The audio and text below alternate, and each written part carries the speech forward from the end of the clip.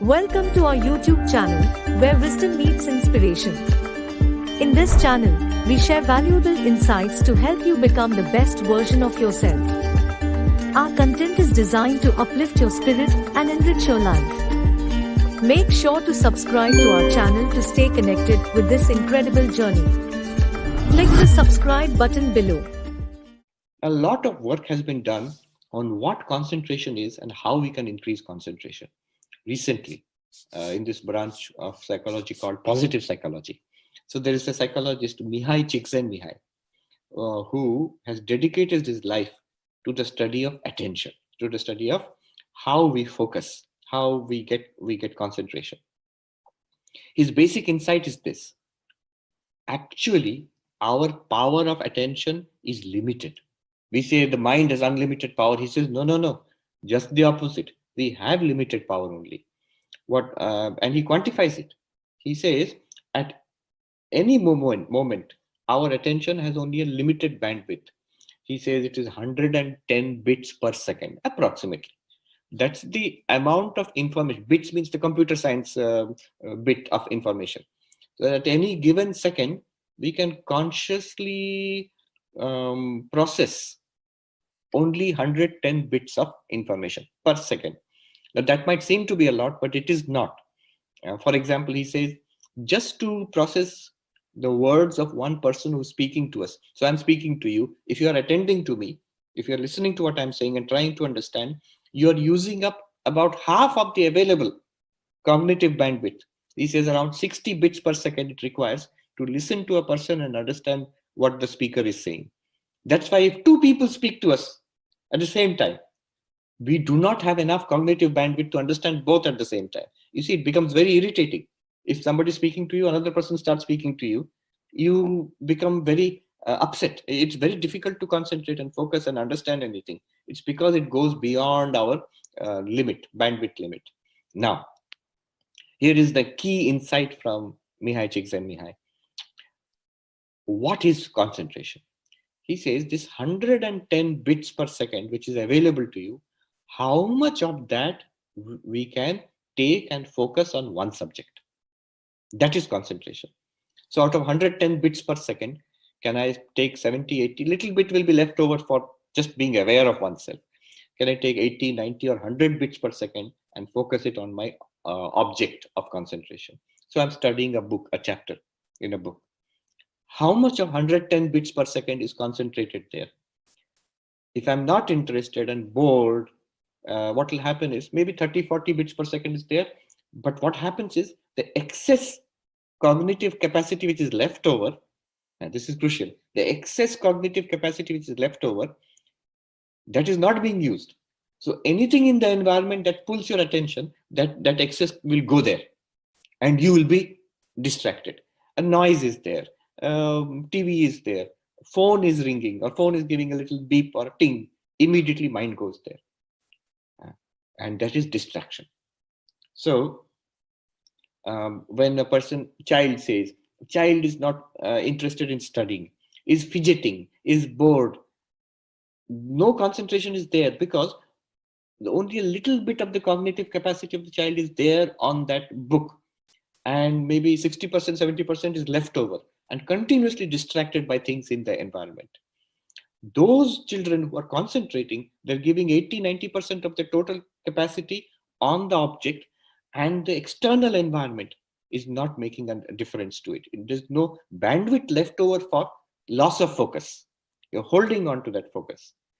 Every child, especially children, have actually a power of tremendous focus.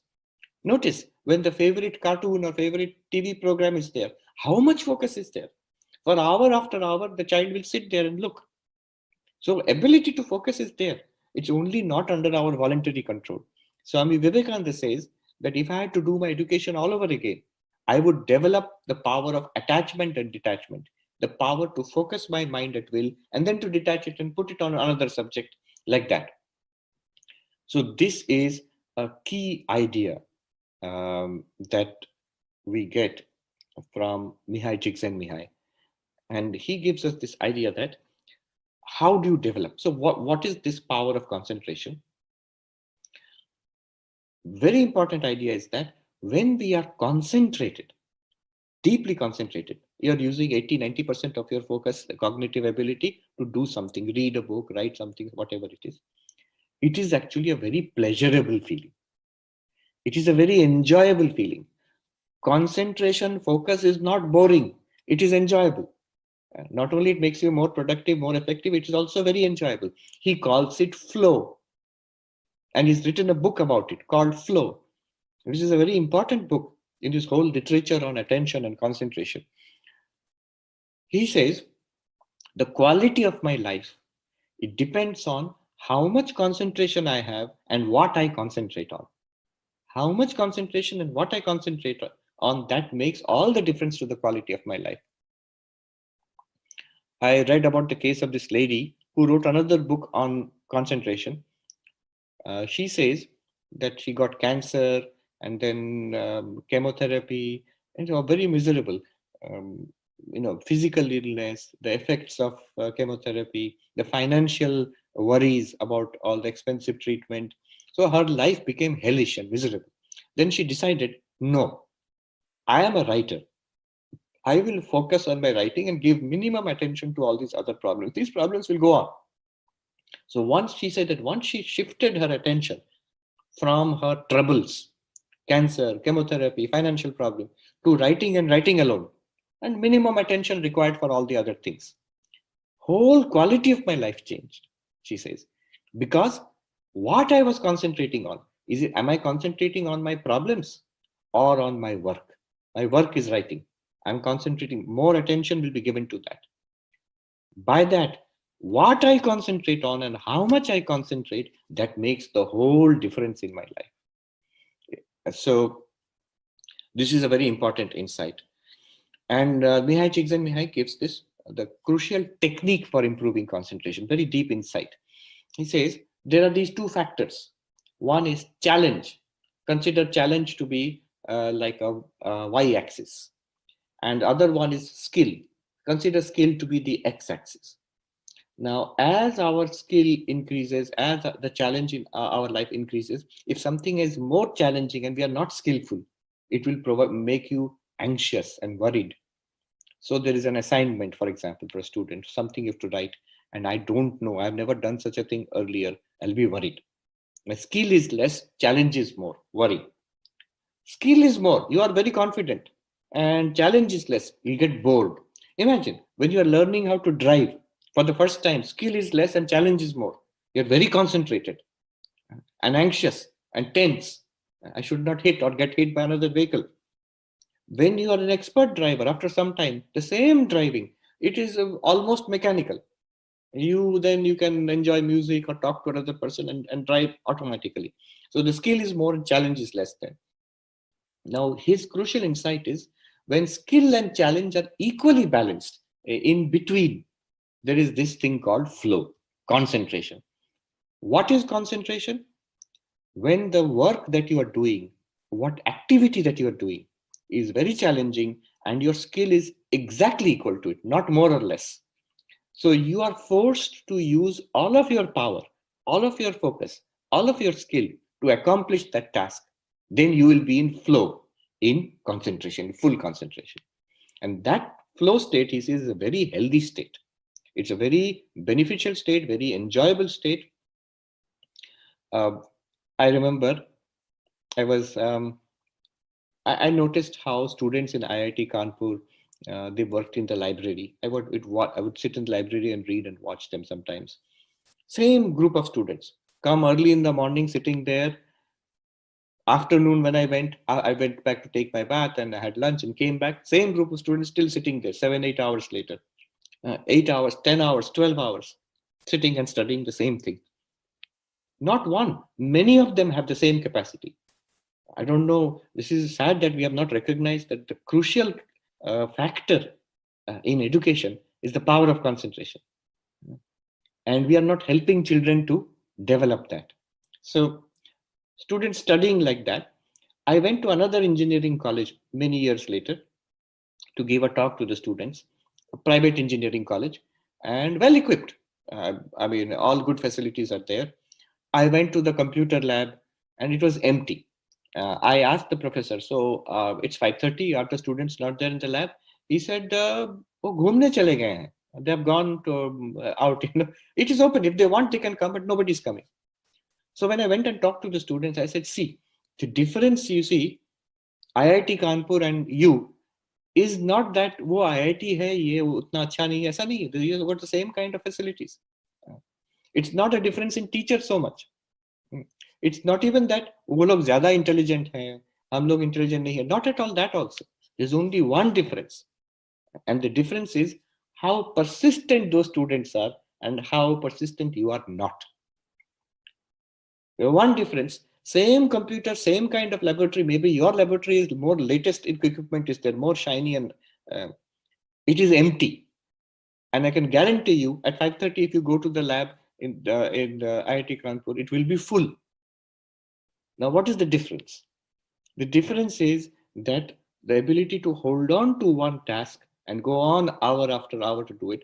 And the interesting thing is, you may think, oh, kitna boring hai. It is not boring. It is not troublesome. As Mihaly Csikszentmihalyi has pointed out, concentration is very enjoyable. एक चीज को पकड़ के, you throw out everything else in your life and hold on to it for hour after hour, you will see the joy and satisfaction you get. So this active engagement in one task, the psychologist says that, see, if you passively do something, like passively consuming, you're sitting in front of TV or internet and watching hour after hour, 2-3 hours, at the end of it, you feel disturbed, you feel disintegrated, you feel your mind is lower than it was earlier. But the same thing, suppose some sports is there. If you actually go out and play that game instead of watching it on TV, at the end of 1 or 2 hours, you feel energized, you feel happy. So any kind of active engagement, concentration is actually better for you psychologically, more enjoyable, more satisfying at the end of that activity. You will be happier, more engaged, and more fulfilled. You will feel more integrated inside. People say, I wasted so many hours browsing on internet. How do you feel after that? Very bad. I feel bad. So one cartoon I saw yesterday, it is there that one man is walking. It's written, goal of life. It's walking towards goal of life. From behind, another cartoon comes, it's written Netflix, a movie. It is coming and catching that man and taking him away. So away from the goal of life. So you feel good when you're concentrating on something and then moving forward. It is more enjoyable. I told the students, and I saw in the IIT Kanpur library working for 7, 8, 9 hours, sitting with the same book, same assignment. They are not bored. They are actually more happy than you are. This is the trick. We feel, बैठ के पढ़ाई करना, मेहनत करना, it is मेहनत, we put it, it's hard work, boring. No, it is actually enjoyable. It is actually fulfilling. It is actually, you end up being integrated at a better level psychologically than you were when you started. So this is one more insight from Mihaly Csikszentmihalyi. Swami Vivekananda, if you see the logo he designed for the Ramakrishna mission, if you remember, there is a serpent like a snake surrounding the whole thing like this. It's there. In between, there is a swan. There is the waters, wavy waters. One sunrise and lotus is there. Of course, we know the meaning for yogas. The lotus symbolizes bhakti yoga. The water symbolizes karma yoga. The sun rising symbolizes jnana yoga. And the snake symbolizes concentration, raja yoga. And the swan is the paramahamsa, that you reach the goal, you reach God realization, you realize your paramatma by a combination of work and meditation and devotion and knowledge. 4 yogas, karma yoga, bhakti yoga, jnana yoga, raja yoga. But I want to concentrate on that raja yoga, that snake. Notice that is the symbol for concentration. 3 things are there. What are the 3 things? One is, the snake is constant when it is, say, focusing on its prey, a mouse or a frog, how intense its concentration is. Intense focus on one thing. That's number 1. Number 2, what does the snake do? You see that the hood of the snake is expanded. So as if By expanding the hood of the snake, what is the snake doing? As if it is cutting out all distractions. Now, I'm saying as if, because any biologist or expert on snakes will point out that it's actually doing that as an intimidation tactic. It's a part of the intimidation of the snake. But you can imagine like this, that it is cutting out all distractions. It is saying, no, one aspect of concentration is to focus on one thing. The second aspect of concentration is to cut out everything else. If you do not cut out other things, then they will come and interfere with your concentration. So nothing else, no friends, no mobile phone. By the way, I gave you the example of Mahan Maharaj, the mathematician, the monk who is a mathematician. One of the persons, leading cutting edge mathematician, topology, working on string theory, one of the persons who is least interested in a mobile phone, computer. I think he has no mobile phone also. Even if he has a mobile phone, you will never be able to reach him because he does not answer. It's permanently. When he wants to use it, he switches it on and makes a call. Otherwise, off. And this is something I've seen in monks, in scholars, those who are seriously interested in doing some work. They cut themselves off from computer, social media, and all of that. So that's an interesting aspect. That ability to. Second aspect is like the snake and the hood, cutting off things. Have you seen how little children study sometimes? When they're very focused, they will do like this. They study like this. Yes. What are they doing? They're cutting out the world. Only this thing. I'm focusing on one thing. We need not do like this, but mentally we should be like that. Everything else, no. So that's the second aspect. The snake is like that, cutting out the whole world. The third aspect of concentration is the snake holds on that focus for a long time. Holding on the focus for a long time. So three things are there. One is focus on one thing. Second is cut out everything else. Third is hold that focus. Hold that focus. Daniel Goleman, in his book Focus, he has dwelt a lot on meditation. See, both Mihaly Csikszentmihalyi and Daniel Goleman in their books, Mihaly Csikszentmihalyi in his book Flow, Daniel Goleman in his book Focus, they have dwelt for a long time on meditation. Mihaly Csikszentmihalyi says the best methodology to attain flow. I've studied the literature across the world on attention in all different cultures. The best one I found is the manual on meditation written by Patanjali, the Patanjali Yoga Sutras. 2 pages he goes on describing the Patanjali Yoga Sutra in his book Flow. Daniel Goleman also spent some time talking about the different stages of meditation and the neuroscience behind it.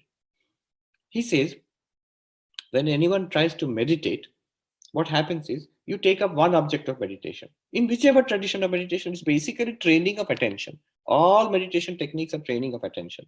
Whether you're repeating a mantra, whether you are following the breath, whether you're visualizing a deity or the chakras, whatever you're doing, or you're using a Vedantic approach to take any experience and become aware of the witness, or whatever you are doing, it is basically training the attention. Now, there he says, when you train the attention, it will go through these stages. First of all, you will pick up something to focus on, maybe a mantra or maybe your breath.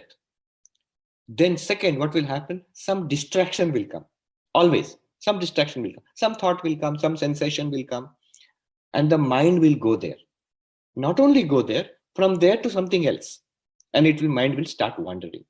Then third, what will happen is you will notice, oh, I have to repeat the mantra Om Namah Shivaya or something, or I have to follow the breath, breathing in, breathing out. Now my mind has gone elsewhere. So I must now bring it back to the object of focus and hold it there. So these are the stages. Bhagavad Gita also, Krishna says, you concentrate on the Atman, then yato yato manas nischarati, that wherever the mind goes, tatas tata niyameta, from there you notice it and bring it back. And then again, put it on the object of concentration. The interesting thing that Daniel Goleman adds is, he says our latest neuroscience shows that each of the stages has its own neuronal activity in the brain. When you select something to focus, one set of neurons fires. When there is a distraction, another set of neurons is firing. When the mind is wandering, there are other neurons which are active. When you notice that the mind is wandering, another set of neurons becomes active. When you consciously withdraw the mind from those distractions and bring it back to the object of concentration, another set of neurons is firing. So the whole process, which is described in Bhagavad Gita, for example, in Patanjali Yoga Sutras, or in Buddhist meditation manuals, it is actually based on firm neuroscience. They noticed these are different processes in the brain: selecting, distraction, wandering, noticing that the mind is wandering, and then bringing it back. As we repeat meditation, daily we do that, the mind becomes trained in noticing the distraction and in bringing the mind back from distraction and focusing on the object of concentration.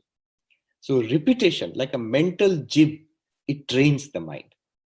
So this is one more thing, that regular meditation, it improves the power of concentration. It enables you to notice distraction, enables you to consciously bring the mind back from distraction and focus on the object of concentration, and enables you to hold on to the focus of concentration. One more powerful idea from Swami Vivekananda about concentration, how to get powerful concentration. Swami Vivekananda himself had extraordinary powers of concentration. So many stories are there. In Belur Mutt, when he's sitting, he's reading, his disciple Sharat Chandra comes and sees Encyclopedia Britannica. Not today like you see in DVD or in website, but those actual books, heavy leather-bound books. So at that time it was 10 volumes. And Sharat Chandra said to Swami Vivekananda, oh, so many fat books, one human being cannot read in one's lifetime. Swami Vivekananda said, oh, what are you saying? I have finished 9 volumes. I'm on the 10th. Ask me anything from any of those volumes.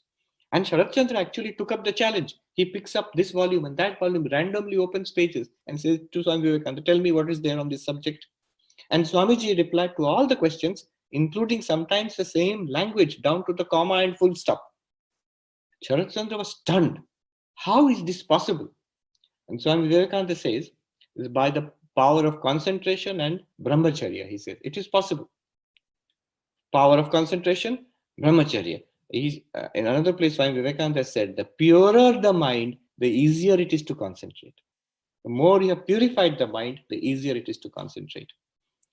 Now, one may not get that encyclopedia reading and memorizing power, but definitely, as we make efforts at concentrating, you'll find wherever we are, whatever is our level, definitely improvement will be there. Whatever is our age, whatever is our condition in life, health, occupation, our power of concentration will improve if we follow these methods, especially meditation.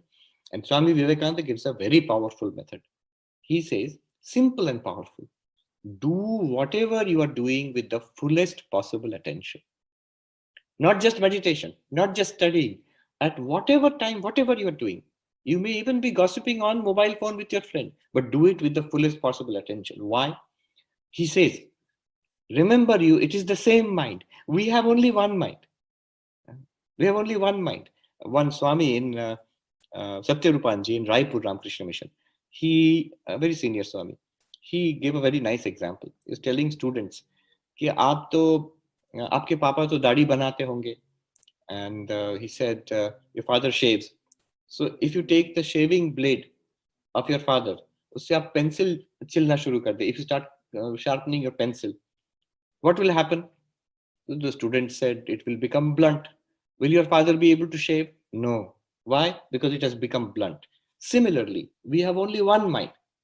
Now, if throughout the day I scatter it, jo bhi karna hai karo, whatever it takes its fancy. Especially the internet gives me full scope to scatter anywhere I like. Then when the time comes for concentration, now I have to do this assignment, I have to do this work, the mind will not concentrate. It has become habituated to being scattered. So rather, Swami Vivekananda says, do whatever you are doing with the fullest possible attention. Intense focus. Take up this 20-minute, 25-minute chunk of time. In this 25 minutes, nothing else will enter. You give yourself time for a break. After 25 minutes, 5-minute break will be there. Tell the mind you relax, do whatever you want. Again, 25 minutes. At that time, make up consciously, nothing else will enter. intense burst of concentration, far more productive than 2-3 hours of little work, little distraction, little gossip, little Facebook. That kind of, it will not be productive at all. So do whatever you are doing with the fullest possible attention. Just the opposite of multitasking. So today we are so used to, I'm doing my assignment, I'm talking to my friend, once in a while I'm checking my mobile phone for messages and Facebook posts, multitasking. That is very bad. That is harmful for concentration.